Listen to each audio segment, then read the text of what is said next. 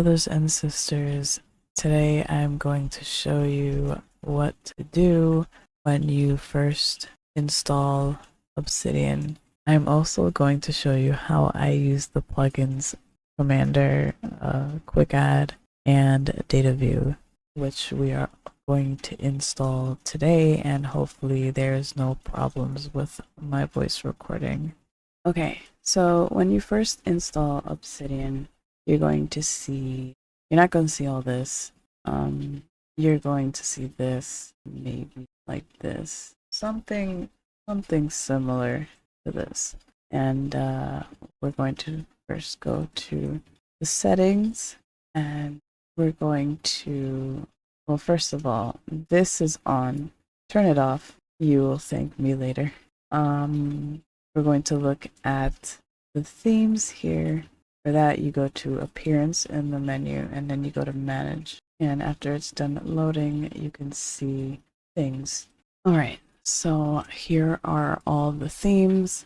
I usually go for minimal, the minimal theme. This theme right here, I'm not going to try to pronounce it because I might say a word that I'm not supposed to say. So I already have these installed. I'm going to use this theme right here. Oh, it doesn't, what? Oh, did it already change? Oh, okay. That wasn't a big change. I guess I'll change it to this. Yes, I like this one. Okay, and then we're going to go to Community Plugins. When you first load this up, it's going to tell you that you have to turn on the Community Plugins. So you just press the button to turn it on, and you'll see the screen. And when you see the screen, you go to Browse, and you search for Data View. You look for it here, and then you press Install and Enable. Then you go back, and then you install Make MD. Install that one. Then you go back. You install Quick Add. Quick Add. You go to it. You press Install and Enable, and then you add one more. Go back. You search for Commander. And then you press Install and Enable, and then you back and X, and you make sure they are all down here in your settings. So basically, oh, actually, let us turn off the spaces because we don't need that. Everything else is fine, except we don't want to hide the front matter, or we do want to hide it when it's inline content, but we don't want to enable it anyway. So I'm gonna disable both. You could do that too. Just make sure that in your Torah plugins settings you have the properties view on. And, okay, they have slash command. Alright, so have everything. To make a new note, you can click on Create a New File, or you can click on this button up here. We're gonna click on this button. Oh no, not this. Where's the oh, right here. There we go. Okay. We're gonna click on the new note file or button. Make a new file. Sample, call it whatever you want. Oh, I also have to show you. Go to settings again, and let's make sure that we enable line numbers. This is personal preference. If you don't want to do that, you don't have to.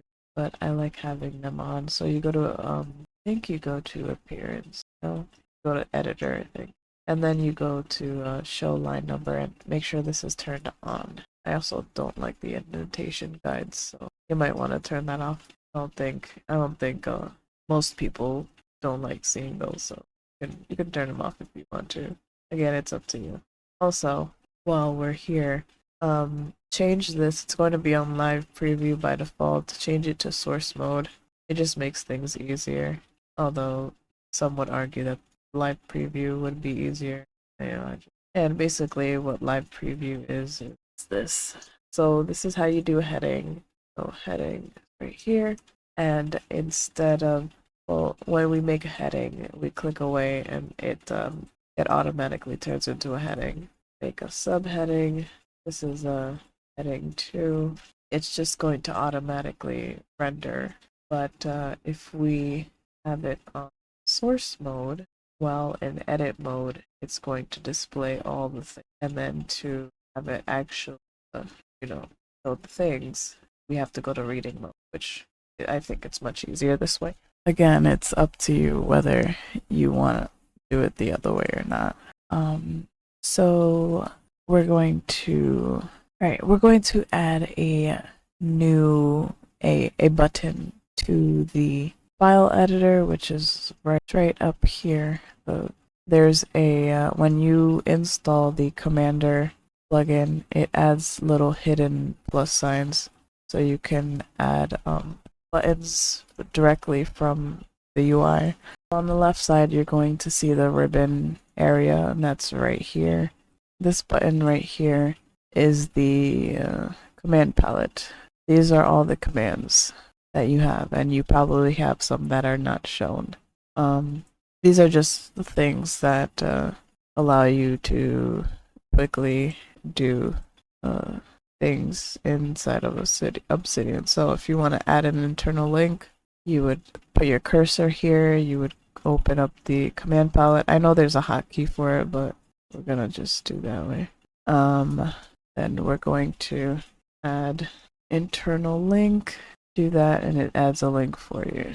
So you just start pressing the name of the note, you click on the thing, and now you have yourself an internal link. So it links to the another note in your vault. That is what an internal link is. So if I click on this, you have a preview right here when you hover over it, and when you click on it, it just goes to the note.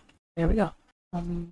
So say we want to add a button where you can make this where you can bookmark the current note that we're in. So let's go here. You want to add new command. You want to search for bookmark, and then you click on the first one that allows you to bookmark things here, and you can delete this portion of it and press enter, and now you have a bookmark button on your file editor menu right here. So if you want to bookmark the note that you're on right now, you just press the button, and whoops, wrong one. And then this pops up right here. This is the name of the note, and this is already the name of the note. That's the path, actually. That's the location of the note in your vault, and then that's the title. And then you just press save, and then it adds a bookmark to your, it adds the note to your bookmark section, which is right up here, and I added this one earlier. There's your bookmarked notes right there, and if you want to go back to your files, you just press the files button. Now, say that I wanted a way to add lists very quickly, and that it's always 3 items that I have on the list when I make them. So what I would do is I would go to settings, is not there, down here, go to settings, and go to quick add, and I already have it here because I made the video ready. To add a capture, you would write the name of the capture and then add choice. Mine is right here. I named it make a new list, and then I made sure you click on capture and then add choice, and it will pop up right here. This just makes it so that it adds it to the command palette that we saw earlier, the list of commands. Now we go into the settings, and here. So this is usually it's turned off, so you would want to check this. What this does, it captures whatever you say to capture to the file that you're on in the moment. There's also an option to capture it to a set file, or maybe if you have a daily note, maybe you can make add the daily note folder, and then there's a variable for like a date. So if you want to do that with something else, you can, and then it could create the file for you if it doesn't exist. and you know, all that stuff. But today I'm just showing you how to make a list. So we're going to capture to active file, and then we're going to turn this on the capture format. So we have a value right here that's named item 1, and that's on number 1 because it's a list 1, 2, 3.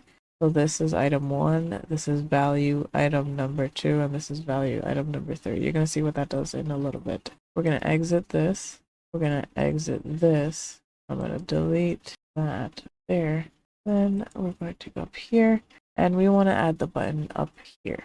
So what we're going to do is we're going to click on add new command, and since we had clicked the lightning strike button, now we're able to see the command in the command palette. So it's right here, make a new list. So we're going to click on that, and since I want my icon to be related to a list somehow, I'm going to type list, and there's going to be there's going to be a list icon here. So I'm going to click on it, and I'm going to take this bit off because I don't like that there. And then I clicked enter, and now I can see the button here, the list button, make a new list. So we're going to see what those values were right now. So I'm going to go here. I'm going to make sure that my cursor is there, and I'm going to click on the list button, and now something pops up that says item 1. So we're going to put an I for item 1, we're going to put love for item 2, and we're going to put Yahuwah for item 3, and then press enter, and it automatically makes a list for you. You see? So there's plenty of other things that you can do with these two plugins. Especially if you have data view involved, the possibilities of this are literally endless. There's so many things that you can do with this. So I'm gonna show you what I do on my vault with the dictionary, the Bible dictionary thing that I have on there. All right, so I'm going to open up my vault. Alrighty, so this is my vault. We're going to click on the Bible dictionary note that I have here, and you're going to see that I have a table right here with words from the Bible. Hell, heaven, God, and Adam.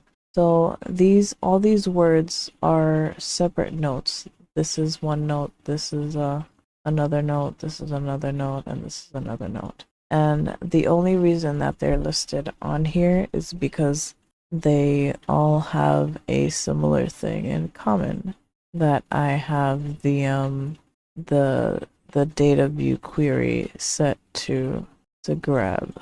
And let's look at the code so you can see it. Alright, so here you can see that I have the query to only pull notes that have a certain tag, which is the dictionary tag. So all the notes that have the dictionary tag are shown on the table, and these are all the properties that I have listed on the table. So if I go back and I put it on reading view, you'll see all the properties up on the top of the table. All of them are here. And if we go to one of these notes, you can see the properties on top of the note. So if I go here, you can see that I have all the properties listed over here. And then there's the tag dictionary, and that's why it's shown on the table. So that's data view right there. And we're going to add a word from the Bible, and we're going to go to the Septuagint again, if I can find it. I don't think I'm going to be able to find it, so I'm just going to click search. There was a PDF here. I don't know. Okay, so we're going to look for serpent, and here's the button that I've added for the new dictionary word. I have it set to add a new note with a certain template that I made specifically for new dictionary words. And that is somewhere that I do not know right now because everything's all okay, it's right here. Alright, so this is the template that I have for the dictionary word. And all I have it doing is it has two values. It has a word value and it has a Strong's number value. So every time that I make a new note with this template, it's going to a pop-up is going to show up and it's going to ask me for the word and it's going to ask me for the Strong's number. It's going to input them both here where they belong, and then it's going to create the new note for me. And you're going to see that in a minute. So we're going to go ahead and click on the button.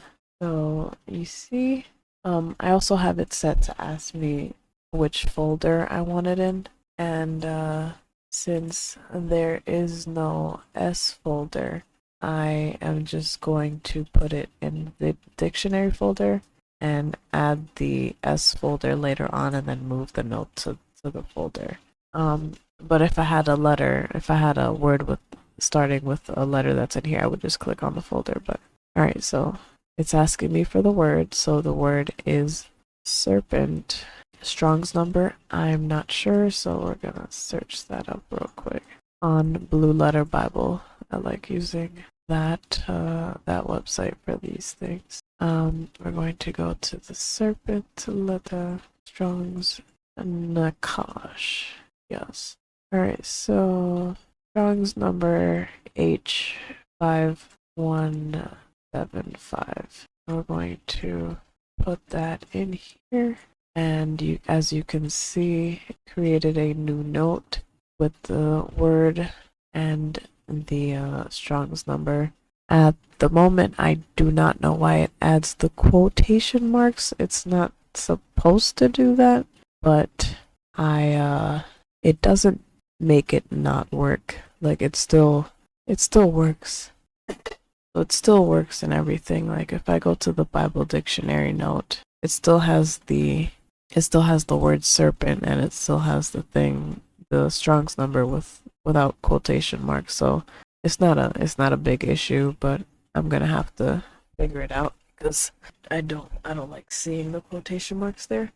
So that's one of the few things that you can do with the plugins that I've mentioned. It's really helpful, and if you're someone that needs to do things quickly, especially if like your mind quickly drifts off to something else, and you really want to get things written down before you forget or something, this is pretty useful to have. Or if you just want to kind of bring a little bit more automation to your studies so that there's more flow to it, this is also useful for that. If you have any questions about what I've shown you, or if you'd like to see me show you maybe a specific way to use the plugin, you can ask me in the comments and I will definitely do a video if I can figure out what you're trying to do. If it's Torah related, or maybe not, maybe I'll branch off to other things too, but I would love to keep Torah related or Bible related. And if you had any other questions about other things regarding Obsidian, yeah, don't hesitate to ask me in the comments because I will definitely reply. Shalom, shalom, everybody, and I hope that you have a wonderful day. Good night and good day and grand risings. Yeah, I don't know.